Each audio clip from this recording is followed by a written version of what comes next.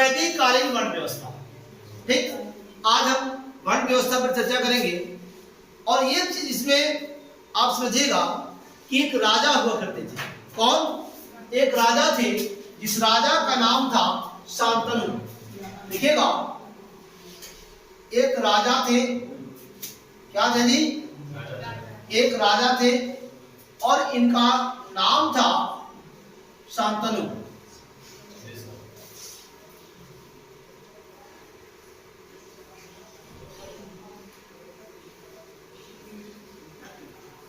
क्या नाम था वो? शांतनु। इनकी चर्चा बहुत बार हो चुकी है, आप लोगों को नया नहीं लगेगा, बहुत पुराना लगता होगा, लेकिन फिर भी आप जानिए कि क्या थी ऋग्वैदिक कालीन वर्ण व्यवस्था और क्या है आज वर्तमान की वर्ण व्यवस्था, और कब से यह वर्ण व्यवस्था एक कुल पर आधारित हो गई, या कब से ये वर्ण व्यवस्था एक जन्म पर आधारित हो गई। अर्थात ये कहे कि आप जिस कुल में जन्म लिए उस पर ये आधारित हो गई। इस पर करेंगे विस्तार से चर्चा। आइए देखिएगा कि राजा का नाम शांतनु, और शांतनु जो थे यह क्षत्रिय थे। क्या थे? शांतनु क्षत्रिय थे। फिर देखिएगा कि इनके पिताजी थे, और इनके पिताजी का जो नाम था वह पिताजी के नाम देवापी था। क्या नाम था? एक डंडा दे दिया इन बात में, क्योंकि ये डंडा इसलिए दिए हैं कि ये व्यक्ति पुरोहित थे। क्या थे? पुरोहित। इनका नाम था देवापी, और देवापी क्या थे? पुरोहित थे। समझिएगा मेरी बात, देवापी पुरोहित थे। अर्थात शांतनु के पिता देवापी। शांतनु के पिता कौन? देवापी। देवापी पुरोहित और बेटा क्षत्रिय, अर्थात राजन, अर्थात अपने कबीलाइयों का रक्षा करने वाला, सुरक्षा प्रदान करने वाला। या ये कह सकते हैं कि ये जो क्षत्रिय थे, ये क्षत्रिय जन्म के आधार पर नहीं थे, कर्म के आधार पर थे। कैसे थे? कर्म के आधार पर। कर्म के आधार पर, कर्म के आधार पर। अर्थात हम कह सकते हैं कि ऋग्वैदिक कालीन जो वर्ण व्यवस्था थी, ऋग्वैदिक कालीन जो वर्ण व्यवस्था थी, वह वर्ण व्यवस्था, मेरे लगन टप लोग आप समझ जाइए कि जन्म के आधार पर ना होकर के वह वर्ण व्यवस्था कर्म के आधार पर थी।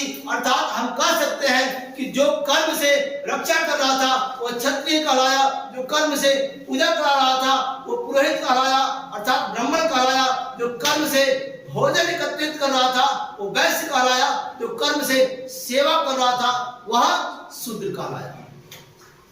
और शूद्र शब्द का उल्लेख ऋग्वेद के पुरुष सूक्त से प्राप्त होता है, और पुरुष सूक्त का उल्लेख 10वें मंडल में है। कहाँ है जी? 10वें मंडल में है। आइए देखिएगा, तो शांतनु के पिता देवापी पेशा से पुरोहित। पुरोहित का मतलब आप समझ सकते हैं, ब्राह्मण। ये रक्षक थे। क्या थे? रक्षक। रक्षा का मतलब भी आप समझ सकते हैं, क्या? क्षत्रिय। कोई दिक्कत? फिर एक बार देखिएगा कि ऋग्वैदिक कालीन जो वर्ण व्यवस्था थी वह वर्ण व्यवस्था जन्म के आधार पर ना होकर के कर्म के आधार पर थी। अर्थात ये कहने में कहीं भी अतिशयोक्ति नहीं होगी। बहुत लोग परहेज करते हैं, लेकिन इधर कोई परहेज नहीं है, याद रखिएगा। ये कहने में कहीं अतिशयोक्ति नहीं होगी कि जो ऋग्वैदिक कालीन वर्ण व्यवस्था थी, उस वर्ण व्यवस्था के तहत एक ही परिवार में चारों वर्ण रहा करते थे। समझिएगा मेरी बातों को। एक ही परिवार में चारों वर्ण के लोग, अर्थात ब्राह्मण, क्या? ब्राह्मण मुख से, क्षत्रिय भुजा से, वैश्य जांघ से, और शूद्र पैर से। अर्थात जिन्होंने सेवा करी शूद्र कहलाया, भोजन एकत्रित करने का व्यापार करी, वाणिज्य किया, और वैश्य कहलाया। जिन्होंने पूजा पाठ कराई और ब्राह्मण कहलाया, और जिन्होंने अपने समुदाय की, अपने कुल की, अपनी कबीलाइयों की सुरक्षा करी वह कहलाया। आइए यहां तक कोई दिक्कत है? फिर एक बार समझ लीजिएगा, दोबारा अगले क्लास में मिलेगा जी। हो सकता है कोई दूसरा बैच होगा, आप लोगों को नहीं मिलेगा, इसलिए अभी समझ लीजिए। शांतनु ऋग्वैदिक कालीन वर्ण व्यवस्था चल रही है। शांतनु रक्षक थे अर्थात क्षत्रिय थे, यह कर्म के आधार पर थे। इनके पिताजी ब्राह्मण थे, ब्राह्मण मतलब पुजारी थे, और पुरोहित का मतलब इनका नाम था देवापी, अर्थात एक ही परिवार में पिता ब्राह्मण क्षत्रिय। तो जब एक परिवार में दो लोग हो सकते हैं तो दो लोग और भी हो सकते हैं, वैश्य भी हो सकते हैं और शूद्र भी हो सकते हैं। लेकिन वर्तमान परिप्रेक्ष्य में जो हमारी वर्ण व्यवस्था है, यह वर्ण व्यवस्था कर्म के आधार पर ना होकर के जन्म के आधार पर हो गई। अर्थात यदि मैं जिस कुल में पैदा हुआ हूं मैं उसी कुल का हूं, चाहे मेरा पेशा क्यों नहीं ब्राह्मण वाली है। सोचिए, पेशा चाहे जो कुछ भी हो, लेकिन मैं जिस कुल में हूं वर्तमान परिप्रेक्ष्य में, यह जब से उत्तर वैदिक काल आया तब से यह वर्ण व्यवस्था कर्म के आधार पर ना होकर के जन्म के आधार पर हो गई। अगले एपिसोड में देखेंगे। आइए, यहां तक कोई दिक्कत नहीं है, चलिए आगे।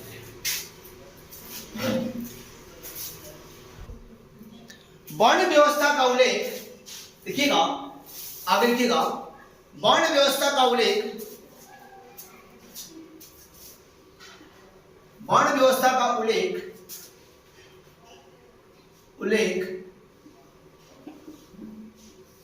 ऋग्वेद के 10वें मंडल का पुरुष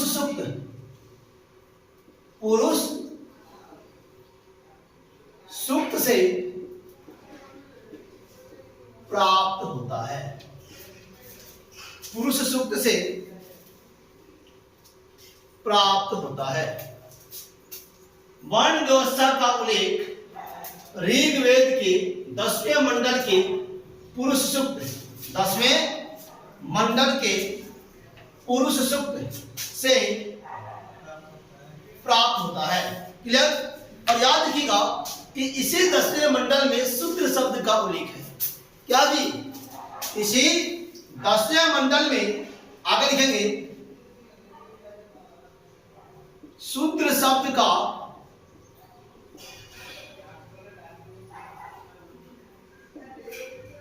उल्लेख मिलता है। शूद्र शब्द का उल्लेख मिलता है। क्या मिलता है जी?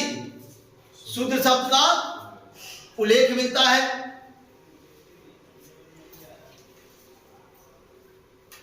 अगला पॉइंट, ऋग्वैदिक कालीन वर्ण व्यवस्था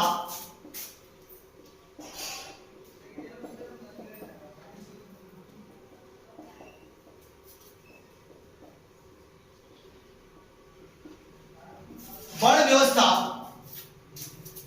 जन्म के आधार पर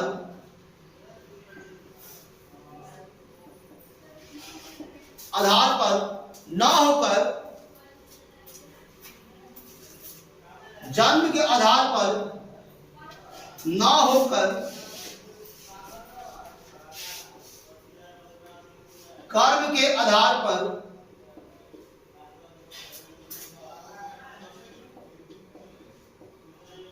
आधारित थी। कर्म के आधार पर आधारित थी।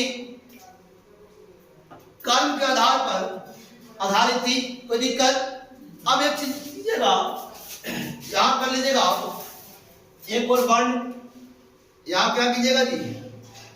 वर्ण उत्पत्ति, और दूसरा कर लीजिएगा यहां उत्पत्ति, और बगल में कीजिएगा उसके कार्य। वो कार्य क्या करते थे?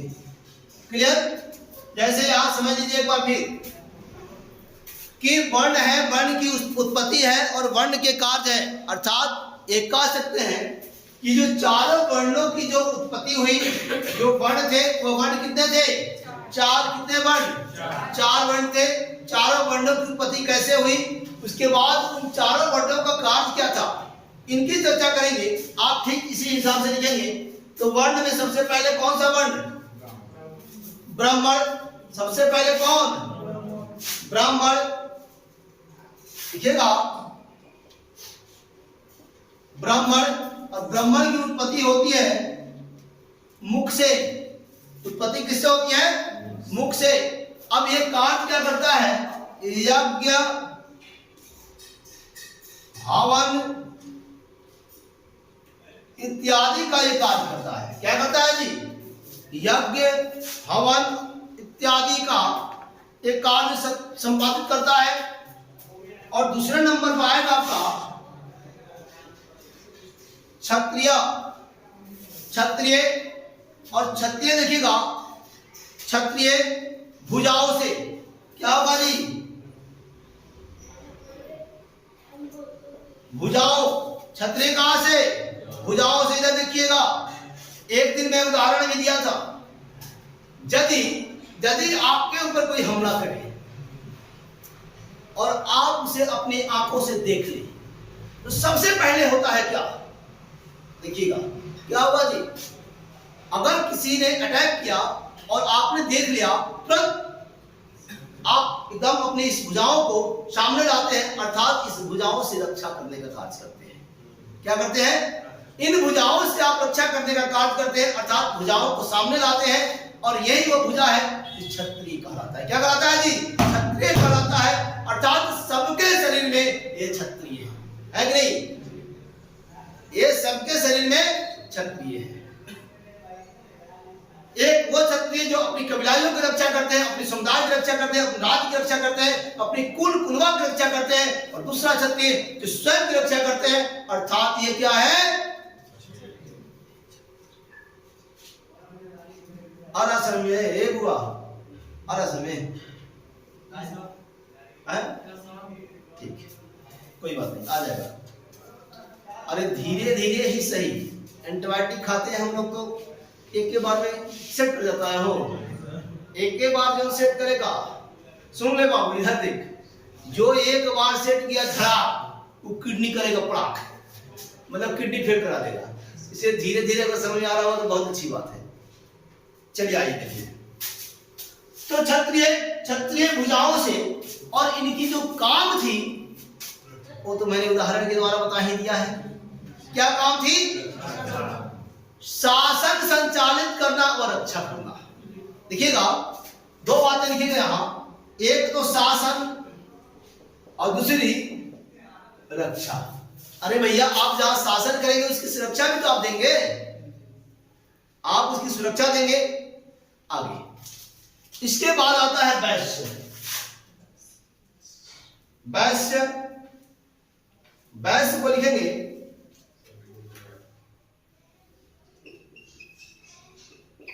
वैश्य। वैश्य जंधा, क्या जी? जंधा। और इनका जो कार्य था वो कार्य था वाणिज्य व्यापार। वाणिज्य व्यापार। और जो समाज में सबसे निम्न कहे जाते हैं, अर्थात क्या? शूद्र। देखिएगा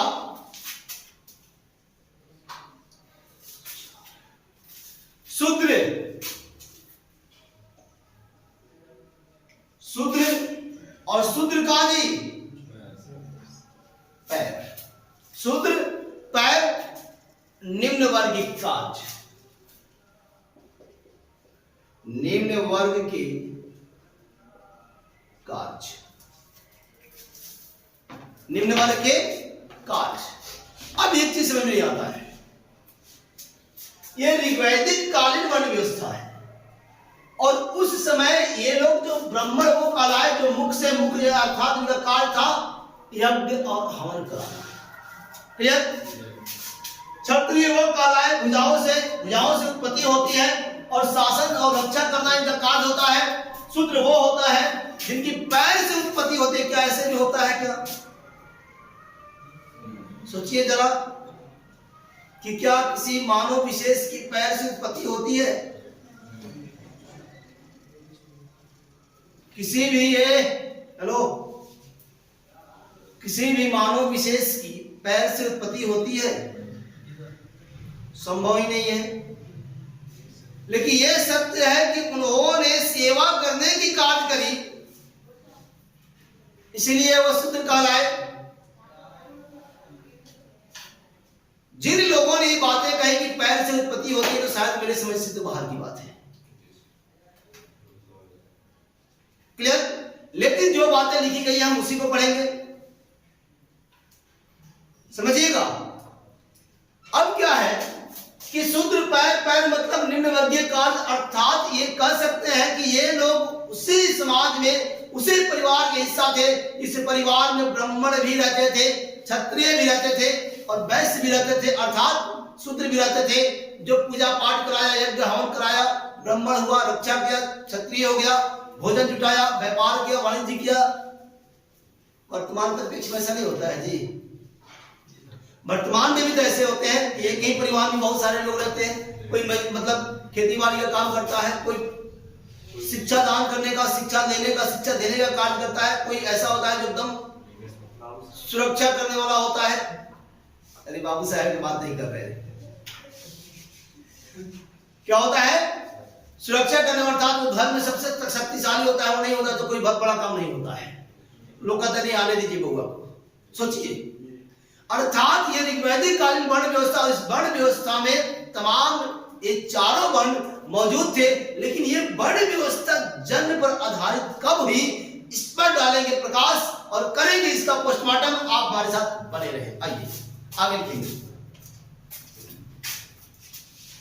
पूर्ण रूप से, अगला पॉइंट, पूर्ण रूप से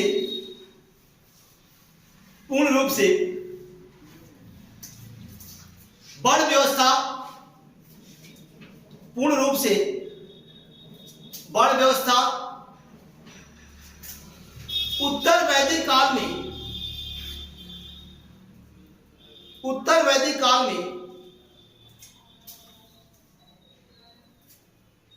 जन्म पर आधारित हो गई, जन्म पर आधारित हो गई।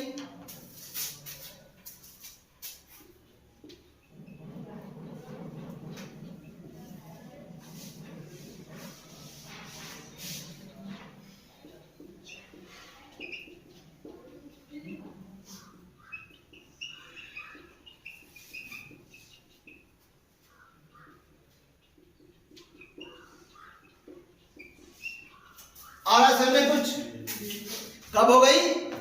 उत्तर वैदिक काल में। अब एक चीज देखिएगा कि जिन्हें ज्ञान की प्राप्ति थी, जो वेद जानते थे, जो यज्ञ हवन कराना जानते थे और जो शक्तिशाली थे, अर्थात क्षत्रिय थे, ये दो वर्ण जो थे, ये उत्तर वैदिक काल आते आते ब्राह्मण क्षत्रिय को आगे बढ़ाना शुरू किए। ब्राह्मण और क्षत्रियों का ऐसा मेल जोल हुआ, जिस मेल जोल के दम पर क्षत्रिय खुद को राजा अर्थात शासक वर्ग, क्या अर्थात शासक वर्ग सिद्ध करने लगे और इसे पुरोहित सिद्ध करने में लग गए। अर्थात पुरोहित को भी बहुत बड़ी भारी भरकम उपहार मिला करता था और इसमें सबसे अधिक कोई पिस गया तो पिस गया वैश्य। कौन पिसा? वैश्य। अर्थात वैश्य से सबसे अधिक टैक्स। अरे शूद्र तो ऐसे ही लगते था, समझिए मेरी बात को। मतलब कहने का मतलब उसके पास कुछ था ही नहीं, कुछ था ही नहीं, तो शूद्र तो ऐसे ही गरीब था। लेकिन जो वैश्य था, उस वैश्य से सबसे अधिक टैक्स लिए गए। अर्थात वैश्य की स्थिति और शूद्रों की स्थिति खराब हो गई। कब? उत्तर वैदिक काल के पश्चात। क्लियर? इसको लिखेंगे। उत्तर वैदिक काल में राजा ने, उत्तर वैदिक काल में राजा ने एक सुव्यवस्थित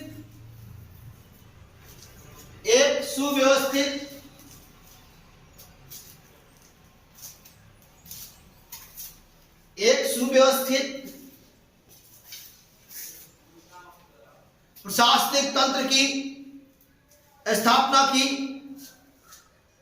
एक सुव्यवस्थित प्रशासनिक तंत्र की स्थापना की, जिसे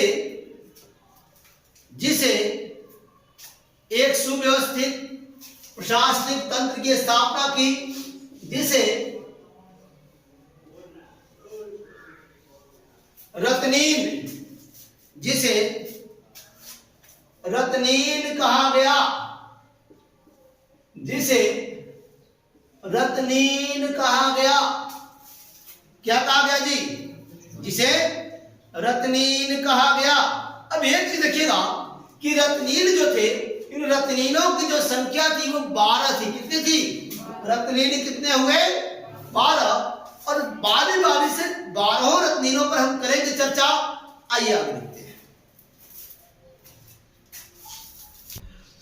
चलिए यहां देखिएगा, रत्नीन कुल 12 रत्नीन हुए। 12 रत्नीन राजा सहित, राजा के अतिरिक्त 11 रत्नीन हुए। राजा के अतिरिक्त कितने जी? राजा सहित कितने? 12। राजा को छोड़कर कितने? 11 क्या हुए? रत्नीन हुए। क्या हुए? रत्नीन हुए। अब देखिएगा कि राजा सर्वोच्च प्रशासक अर्थात राजपाट चलाने वाला शासक होता था। वो टैक्स फ्री होता था। क्या होता था? Tax free. इसका कार्य था राजा का प्रमुख सलाह देना, राजा के प्रमुख सलाहकार के रूप में कार्य करना। और महिषी राजा की पटरानियां हुआ करती थी। राजा की पटरानियां हुआ करती थी। युवराज राजा का उत्तराधिकारी, युवराज राजा का उत्तराधिकारी। सेनानी सेना का प्रमुख अर्थात सेनापति। फिर देखेंगे हम कि सारथी जिसको कहते हैं, राजा का रथवान। युद्ध के समय राजा का उत्साहवर्धन करने वाला अर्थात सामने से कोई योद्धा राजा के ऊपर यदि वह धनुष तान रहा हो, तीर चलाया हो और राजा के बगल से तीर निकल जाए सनसनाती हुई, तो उस भय की वातावरण में, उस विषम परिस्थिति में वह रथवान उस राजा को रण क्षेत्र में उसका उत्साह वर्धन करता था। क्या करता था? उत्साह बढ़ाता था। अर्थात हे राजा, आपके सामने आपका शत्रु कुछ नहीं है, उसकी निशाना चूक जा रही है, आपके निशाना तो अचूक है, आप उन्हें मार सकते हैं। याद रखेंगे। अब देखिएगा, संग्रहिता का मतलब कोषाध्यक्ष, मतलब किसी भी राजपाट को चलाने के लिए कोष की आवश्यकता होती है और ये कोष का अध्यक्ष कोषाध्यक्ष हुआ करता था। फिर देखेंगे कि अब पासे का खेल में देखिएगा कि महाभारत में भी हुआ था पासा। यहां तक तो ठीक है, वो है ना।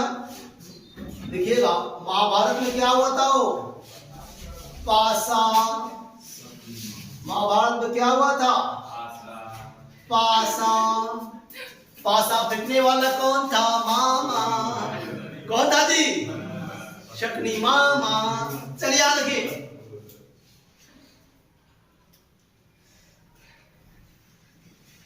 पासे के खेल में कितने लोग?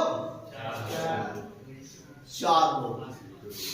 अब देखिएगा, ये जो 4 लोग थे पासे फेंकते थे नहीं, और इसी पासा विभाग का अध्यक्ष पक्षवाक कहलाता था। क्या कहलाता था जी? पक्षवाक कहलाता था। फिर देखेंगे कि गोपी कर्तन गोवाध्यक्ष अर्थात गाय विभाग का अध्यक्ष। और उस कालखंड में जिसके पास सबसे अधिक गाय होती थी वह सबसे धनी होता था। अर्थात गाय वस्तु विनिमय का साधन भी हुआ करते थे। फिर देखिए पलागन राजा का मित्र। अर्थात देखिएगा, राजा सारी अपनी बातों को सबसे शेयर नहीं कर सकता है, उसका कुछ मित्र हुआ करते थे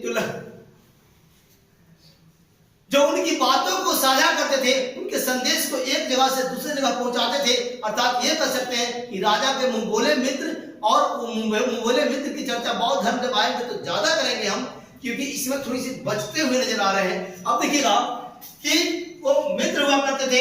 राजा के संदेश को एक जगह से कोई दूसरी जगह पहुंचाना। अर्थात राजा को कोई सुंदर वस्तु पसंद आ जाए तो राजा उसी मित्र से कहता था, इस वस्तु को लाकर मुझे दे, या मेरे संदेश को उस वहां तक पहुंचा दो।